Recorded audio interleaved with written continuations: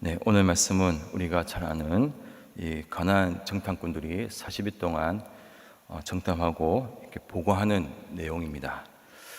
21절에서 25절까지 말씀을 간단하게 요약하면은 12명의 정탐꾼들은 가나안 땅에서 안악자손을 보았고 그곳에서 나는 열매들을 가지고 돌아오게 되었습니다. 26절부터 33절까지는 40일 동안 정탐하고 본 그 사실적 내용과 그들이 느꼈던 주관적 내용을 이렇게 보고를 하는 것이죠. 먼저 객관적인 사실 내용을 보고합니다. 첫 번째 내용은 26절에 나오는 말씀처럼 그 땅의 가해를 보여주면서 과연 그 땅은 젖과 꿀이 흐르는 땅임을 증거해 주고 있습니다. 그리고 28절에서는 그 땅 거주민 안악자손이 살고 있음을 알려주죠. 안악자손은 거인족으로서 골리앗 같은 거대 장수들이 사는 족속입니다. 이렇게 객관적인 사실을 보고하고 이제 30절부터 주관적인 보고, 그러니까 자신이 보고 느꼈던 견해를 이렇게 보고를 하는 것이죠. 먼저 갈렙은 3절에서 이렇게 보고합니다. 갈렙이 모세 앞에서 백성을 조용하게 하고 이르되 우리가 곧 올라가서 그 땅을 취하자 능히 이기리라 하나. 갈렙은 긍정적 보고, 이길 수 있다고 보고를 하는 것이죠. 그런데 나머지 다른 사람들 어떻습니까? 31절에서 이렇게 보고합니다. 그와 함께 올라갔던 사람들은 이르되 우리 능히 올라가서 그 백성을 치지 못하리라. 그들은 우리보다 강하니라 하고, 나머지 정탐꾼들은 우리는 이길 수 없다라고 이렇게 부정적 보고를 하고 있습니다. 이 말씀을 통해서 우리가 알 수 있는 것은 같은 것을 봐도 느낀 점, 해석이 다르다는 것이죠. 분명히 이 모두들은 이들이 강약 생활을 하면서 그동안 살아오면서 하나님께서 홍해를 가르시고 매일매일 만나와 메추라기를 보내주시는 그런 기적과 은혜를 체험하였습니다. 그런데 그런 약속의 말씀을, 은혜를 같이 봤음에도 그 보고하고 온 내용은 관점과 해석이 다르다는 것이죠. 그 이유는 세상을 바라보는 눈, 그 관점, 그것이 달렸습니다. 사람에게 필요한 것이 안목이라고 하죠. 경제적인 안목, 땅을 보는 안목, 사람을 보는 안목, 이러한 안목이 우리에게 살아갈 때 많은 도움이 된다고 합니다. 이러한 안목들은 우리의 이성과 지식, 경험을, 그 데이터들을 토대로 여러 관점으로 우리가 가지게 되는 것이죠. 갈렙과 다르게 이 부정적인 보고를 한 10명의 정탐꾼들은 어떻게 보면은 객관적이고 사실적인 여러 데이터를 종합해서 내린 판단입니다. 33절에서 이렇게 보고를 하죠. 거기서 네피림 후손인 안악자손을 거인을 보았나니 우리는 스스로 보기에도 메뚜기 같으니 그들이 보기에도 그와 같았을 것이라. 이 자신들의 객관적인 전력과 안악자손의 객관적인 전력을 비교해 보니까 자기들은 열세란 것이죠. 그래서 이길 수 없다고 판단을 합니다. 어떻게 보면은 이 세상의 기준의 그런 안목들, 그런 것을 가지고 판단을 내린 것이죠. 이러한 현실적인 안목이 우리가 살아갈 때에 꼭 필요합니다. 그런데 우리가 살아갈 때에 이러한 안목이 전부가 다가 아니죠.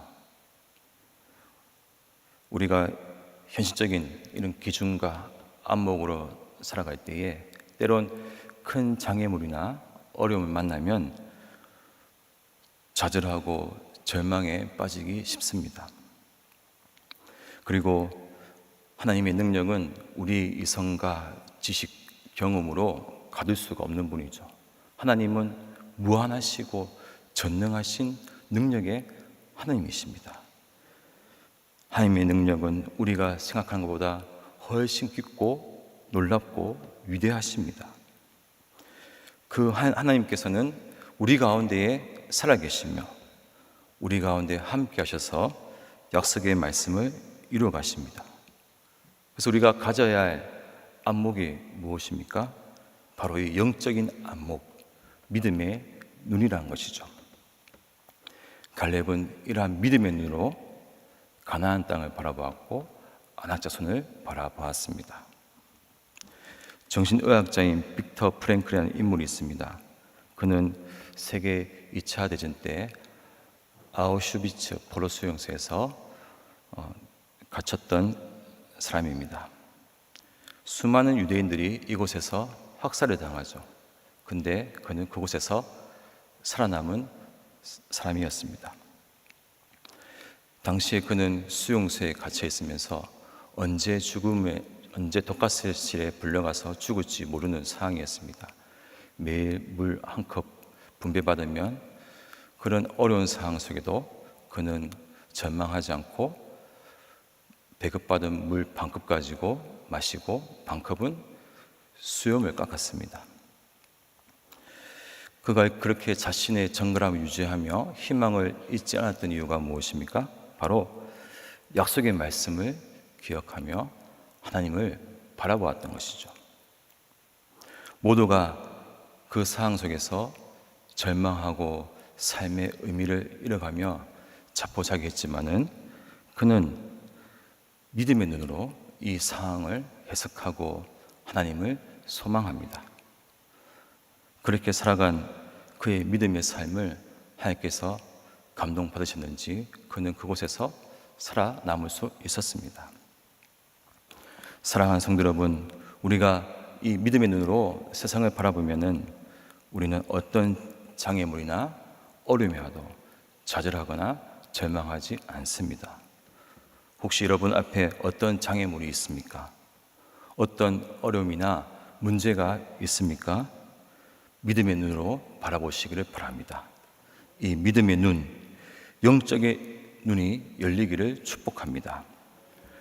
때론 우리가 어떤 문제 앞에서, 인생의 장애물 앞에서 여러 가지 시패 속에서 때로는 우리 마음에 염려 및 두려움이 찾아올 때가 있습니다.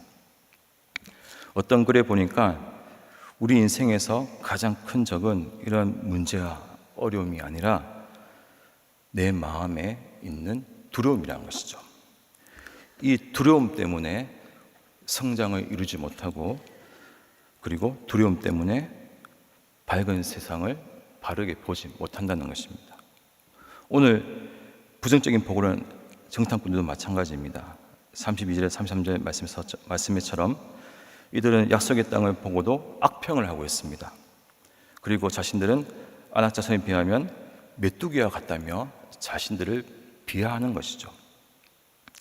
왜 자신들을 비하합니까? 아낙 자손이라는 큰 상대를 보고 두려움에 빠진 것이죠.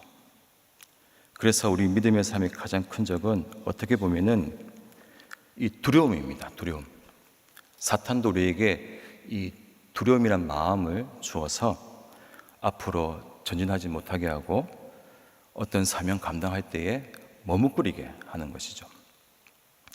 갈렙도 사람인데 왜 두려움이 없었겠습니까? 하지만 갈렙은 아낙 자손을 보았지만은 자신보다 더 자신의 그 문제보다 그 뒤에 계신 더 크신 하나님을 바라보았습니다. 문제보다 크신 하나님을 볼 수 있는 그런 믿음의 눈이 있었다는 것이죠. 여러분 지금 어떤 문제로 인하여 두려우십니까? 여러분의 시선을 그 문제에 두지 마시고 그 문제 위에 계시는 하나님을 바라보십시오. 우리가 잘 아는 시편 2, 3편이 있습니다. 여호와는 나의 목자시니 내게 부족함이 없으리로다. 그가 나를 푸른 초장에 누이시며 신만한 물가로 인도하신도다. 내가 사망의 음침한 골짜기에 다닐지라도 두려워하지 않을 것은 주께서 함께 하심이라. 이 시편은 다윗의 인생에서 가장 처참하고 비참하고 절망적인 상황 속에서 지은 시입니다. 자신 현재 마치 사망의 음침한 골짜기를 다니는 그런 상황이지만은 다윗은 두려워하지 않았습니다. 오히려 나를 푸른 초장에 누이신다, 10만 밀가루 인도하신다. 이렇게 고백하시는 거죠. 어떻게 이렇게 고백하셨습니까? 다윗은 믿음의 눈으로 전능하신 하나님을 보았기 때문입니다. 그 하나님이 나와 함께 하시기 때문에 나는 부족함이 없습니다 라고 이렇게 고백하는 것이죠. 다윗은 골리앗 장수와 1대1 싸움할 때도 마찬가지입니다. 그 골리앗 앞에서 쫄지도 않았던 것은 바로 믿음의 눈으로 골리앗을 바라보았던 것이죠. 사랑하는 성도 여러분, 여러분을 두렵게 하고 있는 것이 무엇입니까? 혹시 내가 연약해서 그래서 더 좌절되고 두려우십니까? 문제보다 더 크신 하나님을 볼 수 있는 눈이 열리기를 축복합니다.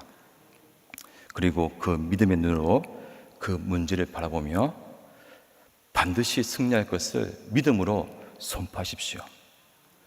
이스라엘이 지금 여기까지 올 수 있었던 것은 그들이 강해서가 아니었습니다. 하나님의 도우심, 함께 하심이었습니다. 그리고 앞으로 가나안 땅을 정복할 수 있는 것은 그들이 강해서가 아닙니다. 그들이 뛰어나서가 아닙니다. 나의 약함을 인정하고 그래서 더욱더 하나님을 바라보는 그 믿음으로 정복할 수 있는 땅이라는 것입니다. 우리가 걸어가는 이 믿음의 여정도 마찬가지입니다. 믿음으로 생각하고 믿음의 눈으로 바라보고 그렇게 살아가는 것, 그것이 우리의 생존 법칙입니다. 나이가 중요한 게 아니에요. 갈렙은 수년 후에 가나안 땅을 분배할 때에 85세 때에 이 땅을 분배받습니다. 모두가 헤브론 땅을 무서워해서 피하고 도망갈 때에 갈렙은 85세 때에 여호수아 14장 12절에서 이렇게 고백하죠. 그날에 여호와께서 말씀하신 이 산지를 내게 주소서. 당신도 그날에 들으셨거니와 그곳에는 아낙사람이 있고 그 성읍들은 크고 견고할지라도 여호와께서 나와 함께 하시면 여호와께서 말씀하신 대로 그들을 쫓아내리이다 하니, 갈렙은 어떻게 보면은 인간적으로 생각하면은 할 수 없는 상황이지만은 믿음으로 바라봤기 때문에 그 땅을 취합니다. 사랑하는 성도 여러분, 우리는 믿음으로 승리할 수 있습니다. 믿음이 우리의 생존 법칙입니다. 오늘 하루도 우리가 이 믿음으로 하나님을 기쁘시게 하는 삶을 살고 우리가 믿음의 눈으로 바라보고 그 문제를 바라보고 그 문제 뒤에 계신 하나님을 바라보고 의지함으로 오늘 하루도 승리하시는 우리 모두가 되시기를 간절히 축복합니다. 우리 함께 기도하시겠습니다. 아버지 하나님, 감사합니다. 여호와께서 나와 함께 하심으로 우리의 모든 상황 속에서 두려워하지 않고 믿음으로 승리할 수 있도록 인도하심에 감사합니다.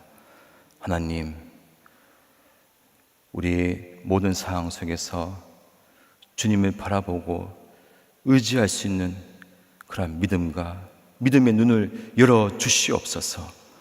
하나님, 우리가 깨어서 기도하고 나의 약함을 인정하고 세상을 바라보는 것이 아니라 사람을 의지하는 것이 아니라 오직 여호와를 바라봄으로 주님이 주시는 은혜와 사랑을 경험하는 오늘 하루가 되도록 주여 우리 가운데 역사하시고 우리에게 끼어있는 믿음과 은혜를 부어 주시옵소서. 아버지, 우리 포도원길을 기억해 주시고 하나님, 이 땅의 미랄의 씨앗이 되어서 우리 교회를 통해서 부산, 양산 넘어 대한민국 영혼을 책임지고 세계 열방의 복음을 위해서 쓰임받는 복된 교회로 주여 축복하시고 날마다 능력으로 붙들어 주시옵소서. 우리 담임 목사님 늘 영육간에 강건함을 주시옵고 하나님, 그 모든 복음의 사역 위에 하나님께서 크신 능력과 은혜로 함께하여 주시옵소서. 우리 목사님 늘 성령 충만, 은혜 충만케 하여 주시옵소서. 오늘 이 시간 하나님 앞에 정성으로 귀한 예물 드리며 나온 손길들이 있습니다. 하나님, 여러 가지 제목으로 감사함을 드렸습니다.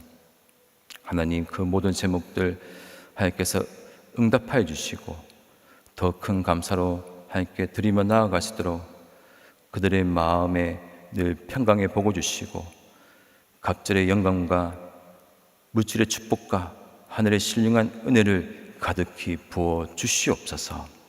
오늘 이 시간 하나님 앞에 기도하러 나온 우리 모든 성도님들, 주님, 그들의 간구와 기도를 응답하여 주시옵소서. 하나님, 그 마음에 여러 가지 문제가 있습니까? 답답함이 있습니까? 주님, 이 시간 응답받는 역사를 경험하게 하여 주시옵소서. 하나님, 이 시간 성령의 능력을 주셔서 하나님, 오늘 하루도 믿음의 눈으로 세상을 바라보고 주님을 의지함으로 승리하는 우리 모두가 되시도록 주여 이 시간 우리 모두에게 성령의 능력을 부어 주시옵소서. 모든 것을 다 주님께 맡겨드립니다. 살아계신 예수님 이름으로 기도합나이다. 아멘.